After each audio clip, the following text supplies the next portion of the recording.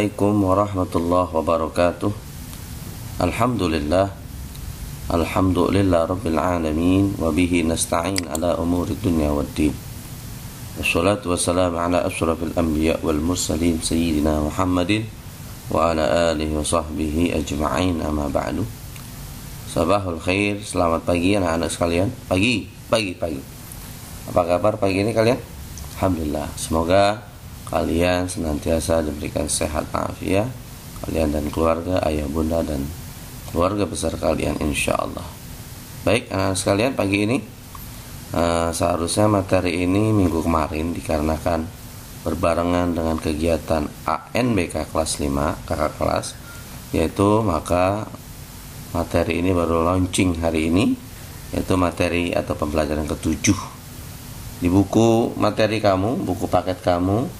Materi ke-7 ini berada di semester kedua, sedangkan di LKS ada di semester 1. Nah, Pak Ismaji pertimbangkan beberapa hal, karena di semester kedua biasanya banyak kegiatan, sehingga mungkin banyak hari-hari yang libur, sehingga nggak bisa tercapai nanti materinya. Oleh karenanya Pak Ismaji putuskan hari ini adalah materi ke-7, bab ke-7 tentang hadis keutamaan membaca Al-Quran. Baik anak sekalian, di sini sudah ada, kita lihat ada anak-anak ya sedang berada di depan Al-Quran. Bisa lihat ya. Kita ingin tahu siapakah yang senang baca Al-Quran. Tahukah kalian bahwa Al-Quran atau belajar Al-Quran itu banyak pahalanya? Perhatikan, menghafal hadis keutamaan belajar Al-Quran. Rasulullah SAW bersabda, khairukum man ta'allama Al-Qur'ana wa 'allamahu. Rawahul Bukhari. Ya, artinya sebaik-baik kamu adalah orang yang mempelajari Al-Quran dan mengajarkannya. Hadis riwayat Bukhari.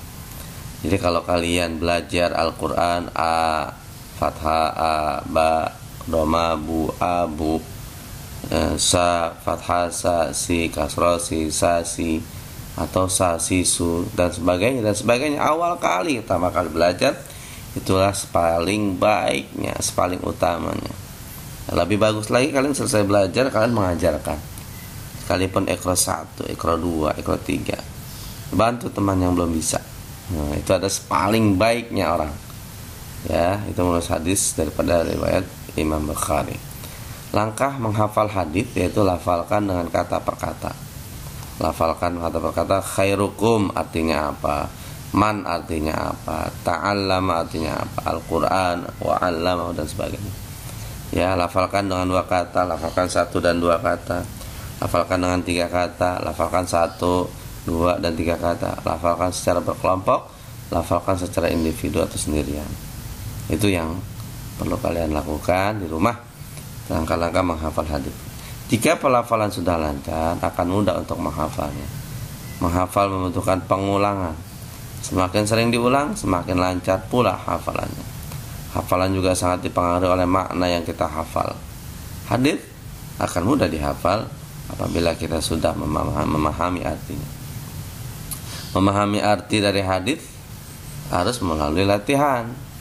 Latihan mengartikan hadis dimulai dari mengartikan kata per kata. Nggak bisa langsung satu hadis. Ya, untuk itu perlu dilihat dari penggalan kata per katanya terlebih dahulu. Ya, perhatikan. Aku bisa menghafal hadis tentang keutamaan belajar Al-Quran. Sekarang setorkan hafalan dengan hadismu. Ya, setorkan hafalan hadismu kepada gurumu. Mintalah gurumu memberikan centang. Ya, perhatikan. Di sini aku menghafalkan hadis keutamaan belajar Al-Quran. Lancar apa belum lancar? Ya, nanti dicentang dan akan dapatkan nilai. Oke, itu adalah langkah-langkah bagaimana kita bisa menghafal hadis. Nah, untuk menghafal hadis, ya langkahnya seperti itu. Mungkin nanti Al-Quran bisa kalian lanjutkan dengan menghafal tadi. Arti kata per kata. Khairukum, sebaik-baik kamu. Man, dari manusia. Ta'allam, mempelajari Al-Quran, wa 'allamahu, dan mengajarkannya. Ini adalah kata per kata. Ini hadis baru pendek. Ya, hadisnya pendek sekali. Ya, kalian juga harus bisa menghafalkannya. Nah, dengan cara menghafal ini tentunya ya kalian bisa mengimplementasikannya dalam kehidupan sehari-hari ya. Ya artinya kalian harus belajar dan mengajarkan. Nah, jadi ustadz. Baik. Isi kandungan hadis keutamaan belajar Al-Quran yaitu pertama, aku senang mempelajari Al-Quran. Pesan Nabi kepada umatnya yang pertama, rajin mempelajari Al-Quran. Dua, mengajarkan Al-Quran. Yaitu pesan Nabi. Lalu keutamaan mempelajari Al-Quran sebagai berikut, ya, mendapat pahala, mendapat syafaat dari Nabi, mendapat petunjuk kebenaran, mendapat kemudahan dalam belajar. Nah, setelah kita mengetahui dan memahami keutamaan membaca, mengamalkan Al-Quran, kita juga harus memahami adab dan akhlak terhadap Al-Quran. Mari kita pelajari adab dan akhlak, memegang, membawa, dan menyimpan Al-Quran. Yang pertama, kalau kita mau megang, bawa, kita harus suci badan kita dari hadas dan najis. Harus wudu nih, yang lebih penting. Ya, jangan asal main pegang, bawa, pindahin aja. Ya, itu namanya nggak adab. Ya, anakku sekalian. Jadi kalau mau pegang, kecuali darurat. Nah, kalau darurat, Al-Quran yang kalian pegang atau kalian beli di pasar, itu dimasukin ke dalam buku-buku kamu. Nah, jadi niatnya bukan bawa Al-Quran, melainkan bawa buku, diselipin di tas. Gitu caranya, ya. Itu darurat. Kalau misalkan udah ada wudu, ya pegang aja. Nah, kalau nggak ada wudu, beli Al-Quran, mau beli Al-Quran, atau mama nggak ada wudu, nah, terus kata kamu, ya udah masukin ke belanjaan mama aja. Jadi dimasukin ke belanjaan juga bisa. Jadi nanti bundanya niatnya bukan bawa Quran, tapi melainkan bawa belanjaan, ya. Tapi ingat, belanjaannya jangan yang berair, nanti Qurannya rusak, ya. Lalu mengambil dan bawa Quran dengan tangan kanan, dan ketika membawanya direkap di dada. Nah, seperti santri-santri, ya. Kalau baca Al-Quran, bawa Al-Quran selalu ditekap di dada. Al-Quran hendaknya disimpan di tempat yang mulia dan bersih. Apabila disimpan dengan benda-benda lain, maka Al-Quran harus disimpan paling atas. Jadi kalau misalkan nggak ada rak, susunan buku kitab, itu Al-Quran harus paling atas. Tapi kalau ada rak itu kan bersusun-susun gitu, bertingkat-tingkat, taruh paling atas. Nah, nanti ketika raknya paling atas ada sesuatu lagi, ya itu nggak masalah, karena rak bukannya langsung nimpa atau numpuk di Al-Quran. Ya, seperti itu ya. Kalau rak itu kan bersusun. Lantai satunya gelas, lantai keduanya buku-buku, lantai tiganya dan sebagainya. Ya, bikin rak seperti itu. Adab atau akhlak ketika membaca Al-Quran. Tadi bawa, ya, sekarang baca. Berikut adalah adab ketika baca Al-Quran. Pertama, suci badan dari hadas dan najis. Wudu dulu. Ya, baca Al-Quran dengan khusyuk, tenang dan penuh konsen. Nah, terus Al-Quran ditempatkan pada tempat yang suci dan bersih. Baca Al-Quran sebaik-baiknya menghadap kiblat, diawali dengan baca ta'awudz dan basmalah. Baca Al-Quran dengan tartil, yaitu baca dengan benar sesuai dengan kaidah ilmu tajwid, perlahan-lahan dan enggak tergesa-gesa. Wa'udzu billahi malikin nas amin. Itu begitu. Qul ya ayyuhal kafirun la a'budu lupa akhirnya. Terus saya ulang keliling-keliling. Yang tartil bacanya. A'udzu billahi minasy syaithanir rajim. Bismillahirrahmanirrahim. Qul ya ayyuhal kafirun. Nah, baca tartil. La a'budu ma ta'budun. Semua dibaca dengan tajwid, ya, ikhfa'nya, iqlab dan sebagainya. Kalau belum bisa, belum lancar seperti itu, biasa diutama pelan-pelan, ya. Qul ya ayyuhal kafirun la a'budu ma ta'budun wa la antum 'abiduna ma a'budu wa la ana 'abidu ma 'abidtum wa la antum 'abiduna ma lakum dinukum waliyadin. Allahu akbar. Itu salat tarawih. Yang tartil bacanya, ya. Sehingga kita enggak kena hadis ruba quri al-Qur'an wal Qur'an yal'anuhu. Terkadang orang baca Al-Quran dan orang yang baca Al-Quran dapat laknat dari Al-Quran. Kenapa? Karena bacanya nggak tartil, ya, nggak tartil, nggak tajwid, terburu-buru. Itu nggak dapat pahala, malah mendapatkan laknat dari Al-Quran. Nah, Rasul yang bilang ruba qari'il Quran wal Quran yal'anuhu. Terkadang orang baca Al-Quran dan Al-Quran laknatnya. Ya bisa jadi kayak tadi, nggak wudu, naruh Al-Quran di bawah lutut, di ubin naruhnya, nggak pakai lekar. itu nggak boleh. Ya harus lagi baca jangan diubin lah Qurannya, dipegang kalau bisa, atau pakai lekar meja, meja kecil. Sebelum baca Al-Quran mulut harus bersih, nggak ada makanan. Jadi ketika baca nggak nyembur makanan. Baca Al-Quran dengan suara yang bagus dan merdu. Janganlah memutuskan bacaan hanya karena hendak berbicara dengan orang lain.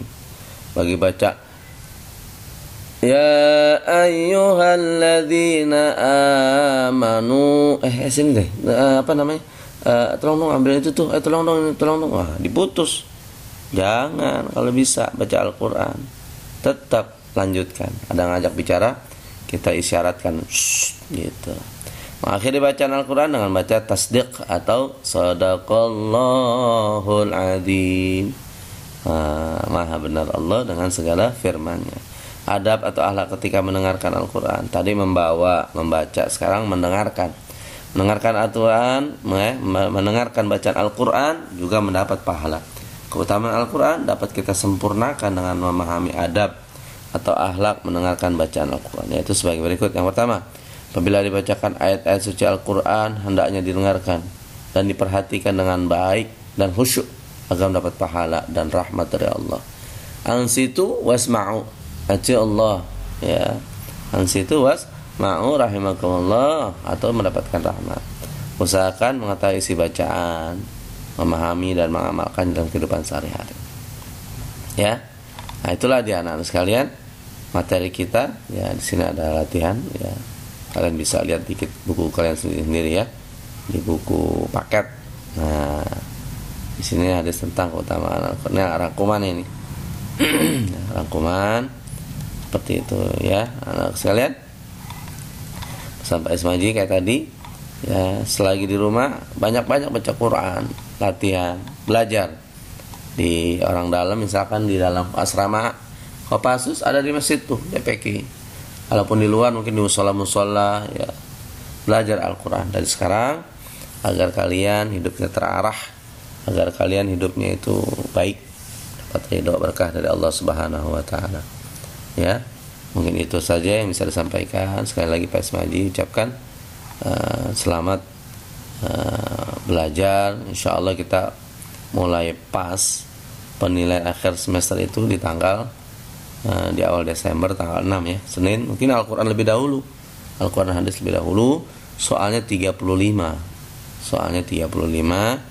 ya, pilihan ganda dan ada benar salah juga ya. Pilihan ganda ada dua, pilihan ganda biasa dan pilihan ganda kompleks.